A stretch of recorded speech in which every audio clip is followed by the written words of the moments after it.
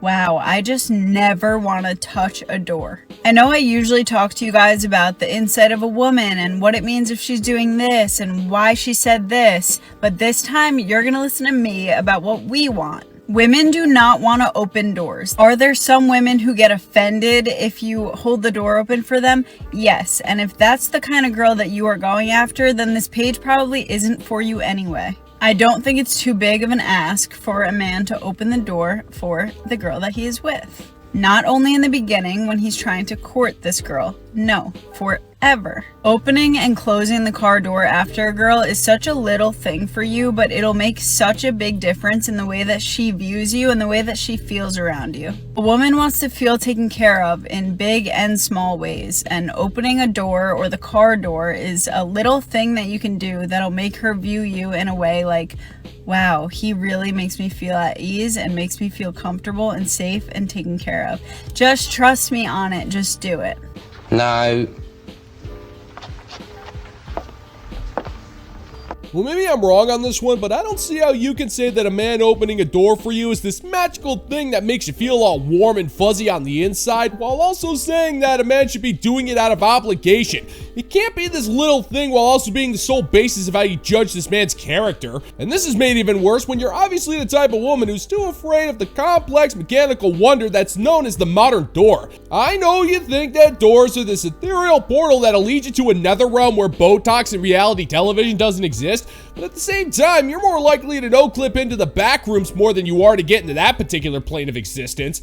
Besides, if your attraction to a man is hinged solely on whether or not he opens a car door for you, then you were never into him in the first place. I mean, you said it yourself. This is all based on entitled laziness because you never want to touch a door again. It has nothing to do with dating at all. You just don't want to have to open up your own door ever again and thrust that responsibility on a dude who's already pulling quadruple time trying to keep up with your never-ending list of demands. So if anything, you opening your own door is easing his burden a little bit. So stop being selfish and open your own stupid door, woman. Anything less would be uncivilized. Anybody else's man like this? I bought toothpaste for us. See, it's full. He, for a whole year, has been using this toothpaste.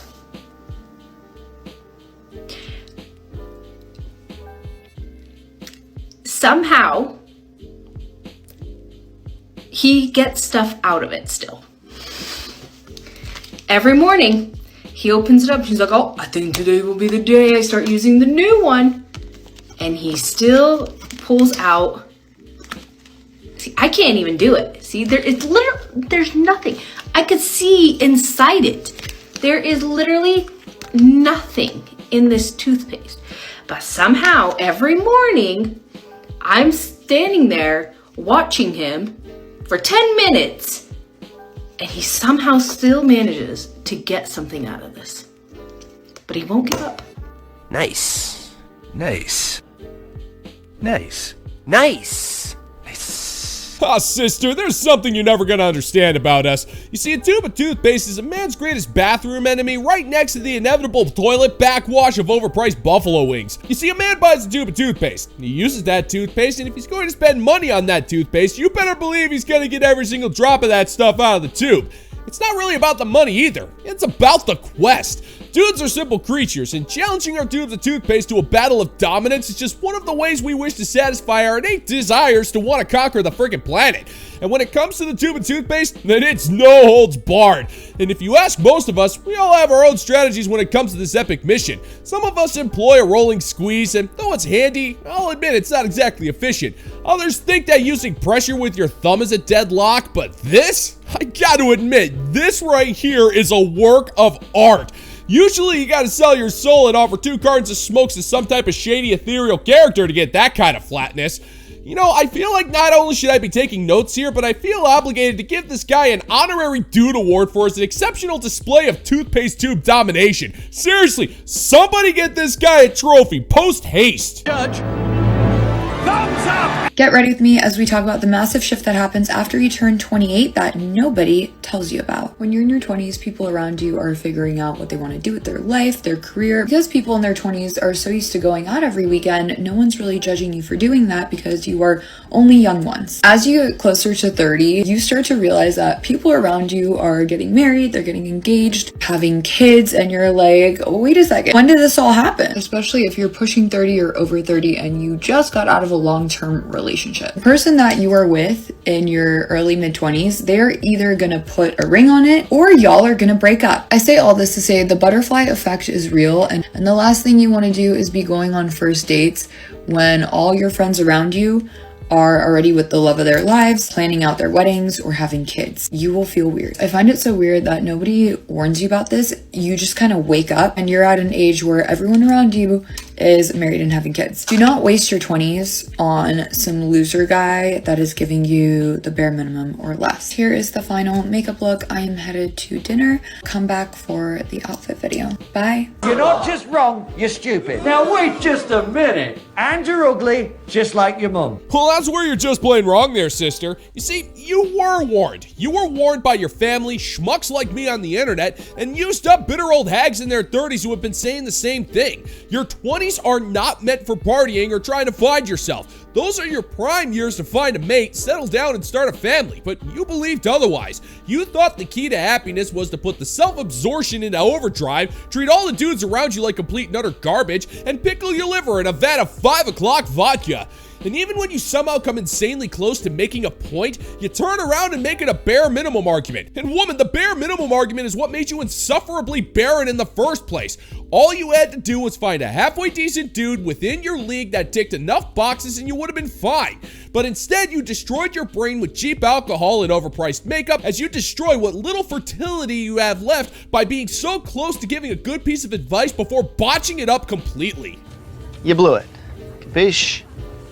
It is actually so crazy how when God doesn't want you in a place, he will literally obliterate the road it takes to get back there. And you'll notice this in like any forms of life. Like you're not meant to be in a certain job, he'll get you fired. You're not meant to be in a relationship with somebody, he'll make that person hurt you or disrespect you or do something that you absolutely cannot come back from. And you literally can't go back to these places or these people. The road is completely shut down. I saw a post yesterday which really fits this that went something along the lines of like, first the universe whispers and then it screams. And I feel like that's so true with places that God is sort of trying to deliver you from. You'll get like small whispers like, this doesn't really feel right. I probably shouldn't be here anymore. And if you're smart, you'll listen to those, or if you're like me, you'll ignore them. And then God's like, all right, let's bring in the big guns, and obliterates the road in front of you to the point where you have no choice but to move on. As much as it kind of sucks having God like cement that you cannot go back to your old life, it's such a blessing because now you know you can't get sucked back into old habits or comfort, but it does fast track your new life a little bit. And that is kind of scary because then you're just tossed into the unknown and you have to survive. Okay, God! Let me have it! You know, if there's one thing we can always count on with these born-again life failures, it's this notion that they are independent women who are also slaves to the power of the bro in the sky. That they know exactly how the dude thinks and why he does the way he does. But woman, come on. Even you should know that's not how any of this works. You see, there's this pesky little thing that's been in the broble since the very first book, and that's free will. You are free to live your life as you see fit, and the dude upstairs can't exactly obliterate paths for you because it's up to you to avoid taking those paths through faith, discipline, and the knowledge that you're making the right choice based on you and your faith. You can't surrender control to the guy and then automatically assume you're gonna know where he's going once you give him the wheel.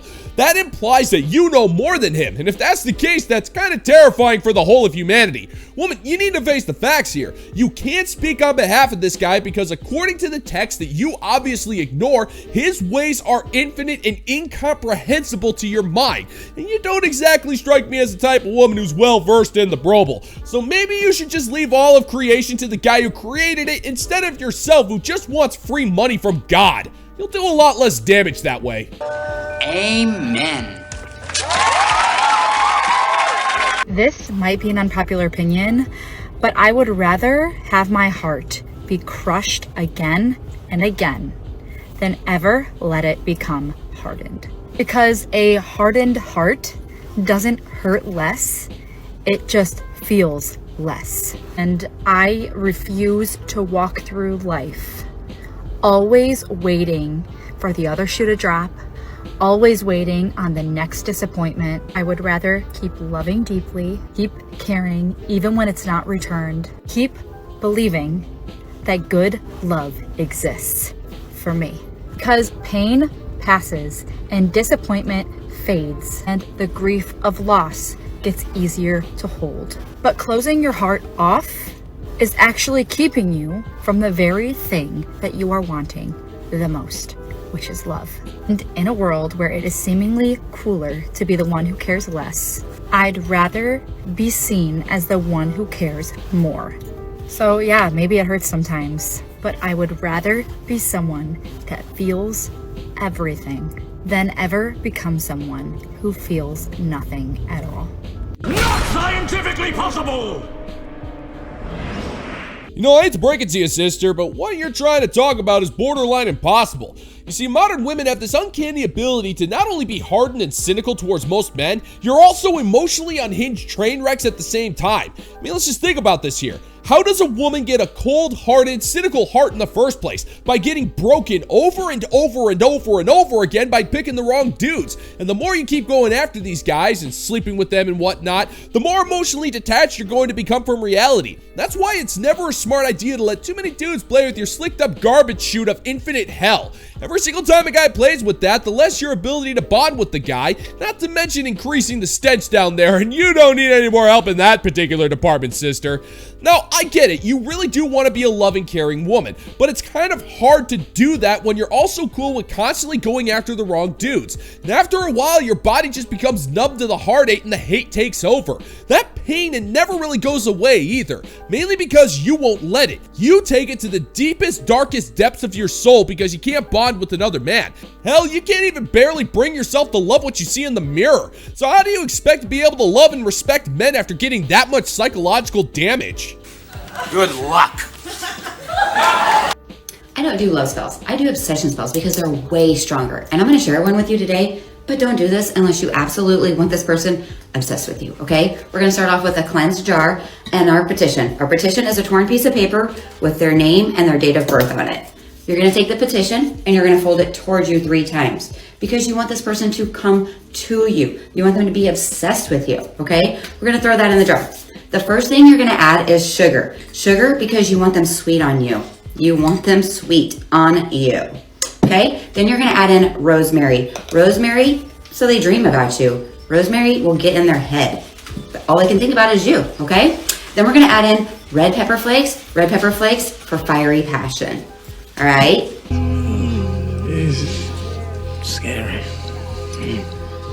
Lady, I understand that you have a whole bunch of old spices in your cabinet that you're never going to get around to using, but I really don't see how this is supposed to work. I mean, first off, folks like you never answered the most important question, and that question is, why is it so important for these dudes to be obsessed with you? The only types of women who want that are women who have never had stalkers or are so empty on the inside that they think making a dude obsessed with them is finally going to make them feel validated. Let's just go ahead and think about this for a second. If you have to resort to spice cabinet witchcraft in order to get a guy obsessed with you, then that guy was never interested in you in the first place, which means that if he's obsessed with you now, then he wasn't before, and you've pretty much hijacked his mind so you could get some attention. And you'd think that if you had this power over men, you'd use it on some billionaire to give you free money, or some random celebrity to show up to your house and take you on an all-expenses vacation to the Isle of Shut the Hell Up. But you don't. You just use it to make stalkers, which is not only weird, but it's also kind of invasive and rather desperate sounding. Then we're going to add in a magnet. A magnet so they are only attracted to you. All right? Then rose petals for love. And then some blue lotus for a deep connection. Add a little bit more in there. Some cloves. Cloves intensify desires. And then bend over oil so they bend to our will. And you can make this. I can show you how. Just leave me a comment. And then to activate it, we're going to use corn syrup. Now you can use corn syrup or you can use honey. Setting your intentions the entire time. We want this person to be obsessed with us. We want them to think about us. All they want is us. You only desire me. You only have feelings for me. You are obsessed with me. All you can think about and dream about is me. And then you seal it with a pink or a red candle to lock in your intentions. And then you just leave this sit on your altar and watch them become obsessed with you. Are you certain? Certain? You want certain hire yourself a witch? I'm just your cook. Here, eat this. Wow, that is kind of creepy in a pathetic way. I mean, woman, you just wasted the scrap contents of your pantry to teach a bunch of life failures a scam to change the thought processes of dudes just because you're too inept to actually meet men out in the world. And if we flipped the script and it was dudes casting warlock spells to get women obsessed with them, you'd be accusing them of assault because he's using the ethereal plane to strip you of your power of consent. But we're dudes. Most of us aren't going to dabble in the dark forces, mainly because a lot of us have seen pure evil, and we're not about to mess around with something so terrible. Especially to try to get with women who are so run through that they have to resort to pouring corn syrup into a baby food jar and placing it on a freaking altar to get Chad to notice them. But if there is another world out there and this power can truly be manipulated, I like to think the controllers of this power are face-palming every single time a modern woman tries to get another man obsessed with them. Even when they have eternity, they still have better things to do with their time than have it wasted by a wannabe witch who has no better use for her hot red pepper flakes.